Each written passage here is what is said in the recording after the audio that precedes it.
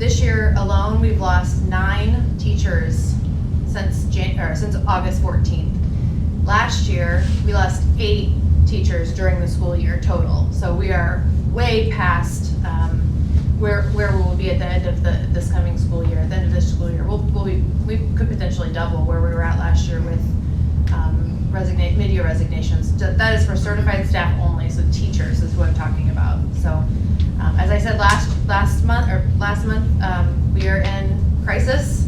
I truly believe that that's where we're at, and we've got to figure out a way to not only recruit teachers to Quincy Public Schools, but once we get them here, we have to be able to retain them, and that is where we are failing. Out of the open positions, we have 16 are for certified special education teaching, or a speech pathologist, or a social worker. So that has a significant impact on our students and on the programming that we're able to provide. The majority of our openings right now are at early childhood and at Quincy Junior High School. So at early childhood, typically we start the year and we have some spaces in our special ed room, and so as students are either identified or as they turn 3 and we have to get them in for services, we start to fill up those classrooms. But because of the openings we have right now, those rooms are full early on, and we still know we have more students with needs that are coming. Junior highs really had to adjust their services that they're providing. Right now they are sitting with 2 special ed openings. We've been able to fill a few here in the recent future, but we've had to adjust the way we're providing services in general education classrooms, which is a great setting for students. So we've kind of had to pull back those supports, which impacts not only the special ed students, it impacts the general education students, it impacts those staff that are working to support students to help them be successful. Another thing Dr. Lee and I had talked about is the scope. We're a part, and I oversee the Special Ed Association of Adams County, which is all 5 of the districts here. With that, we have shared services. So we share psychs, we share social workers, and when we're short in those positions, Quincy is the one that has to reduce services because those other county districts are already at the bare minimum. So it impacts our schools when we can't fill positions. And we also have a responsibility to provide services to all of our students. So best case scenario, we have programs within our own schools that can meet students' needs.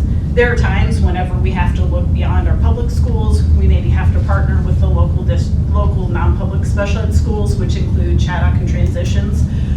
So those students still remain our responsibility. We contract with for those services.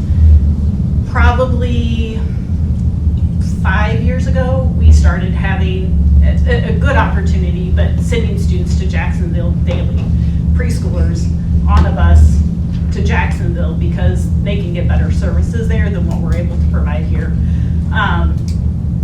We don't have a sign language interpreter. We have an opening, so we don't have the services to provide. So we have currently 6 students daily going to Jacksonville. We also contract with the Hope School in Springfield for some of our students that have autism needs. We have some students that are at a residential school in Chaddock, so those students live there. The Jacksonville students are transported daily, but all those students remain our responsibilities. When we're short-staffed, sometimes we have to partner with other schools to help meet the needs. Head Start teachers are not paid very much, but have the same responsibilities as the other teachers down there. So because of that, we have less classrooms, and so we're able to serve less children.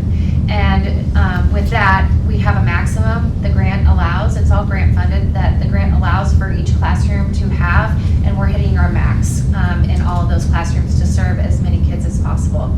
Early childhood is also an early intervention service. We know that early intervention is the most important thing for our kids.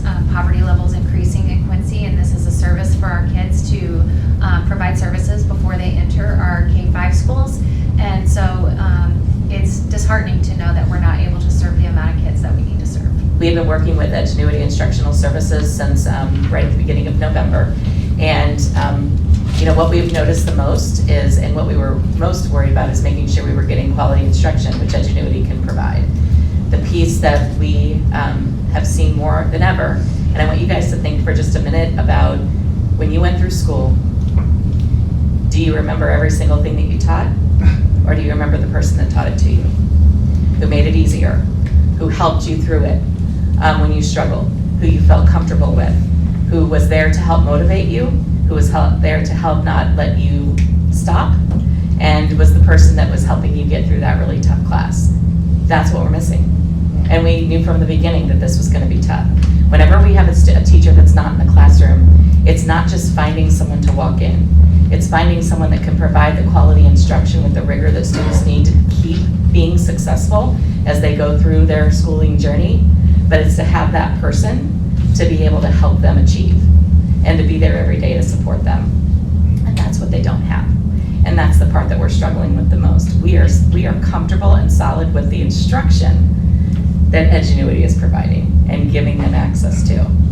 But we don't have that person there with them. And that is the part, at the end of the day, through all of your schooling that makes the difference. And so what we are, that's what we're seeing the most, and that's our fear. A computer will never replace a teacher. Can a computer supplement in the classroom? Yeah, because it's supplementing in the workforce. So of course it's going to be able to do that. We live in a digital world. That's not going backwards. But at the same time, we don't want to continue to go in this direction because we know it's only providing really part of what the student needs to thrive. Okay. The other thing is, from an instructional standpoint, just to kind of piggyback off of them, I think we also look at grants. We have a lot of grants that are supporting our teaching and learning. We have actually currently 9 federal grants that we oversee, and all of those are impacting some component of what a student needs to be successful in school. We have federal title grants that oversee things like intervention, instructional coaching. All of that is done through grants. We have our truancy support for our junior and senior high students. That's all through grants. We have some of our multiple pathways to graduation, like our open learning centers and our GAP program.